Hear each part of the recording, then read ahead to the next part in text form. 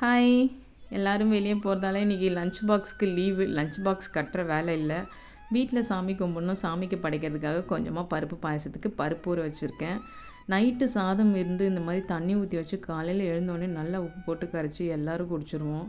வீட்ல ஏதாவது நம்ம இப்ப இந்த உருளைக்கிழங்கு இந்த மாரிலாம் எடுத்து போடுவோம்ல மூஞ்சிக்கு, அந்த மாதிரி இந்த வீட்டு தயிர் போடும்போது ஒரு மஞ்ச கலர்ல ஏடு ஃபார்ம் ஆகுது. முதல்ல அத நான் கீழ கொட்டிருவேன். அந்த தண்ணியும் மஞ்ச கலர்ல தயிர் மேல மஞ்ச கலர்ல வரும். அதெல்லாம் எடுத்து கொட்டிருவேன்.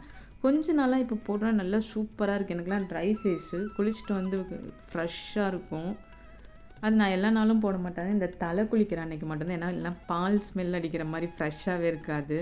நல்லா சூப்பரா இருக்கு. பருப்பெல்லாம் வெந்துருச்சு.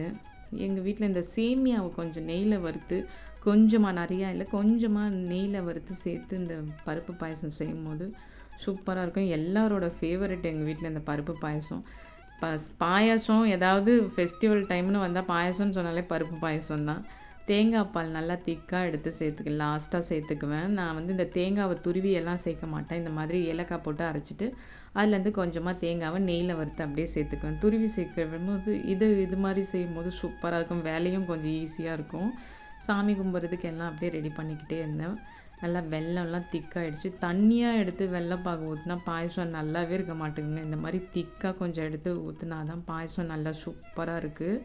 லாஸ்ட்டா பாயாசத்துல எல்லாம் சேர்த்துட்டு, கொஞ்சமா திக்கா எடுத்து வச்ச தேங்காய் பால் சேர்த்துட்டு, முந்திரி நெய்யில வறுத்து சேர்த்துக்க வேண்டியது தான். ரெடி ஆயிடுச்சு பாயாசம். அவ்வளோதான், சாமி கும்பிட்டு வெளிய கிளம்பிருவோம். போயிட்டு வந்து கும்பிட்றதுக்குள்ள டைம் ஆயிடும். பாய்.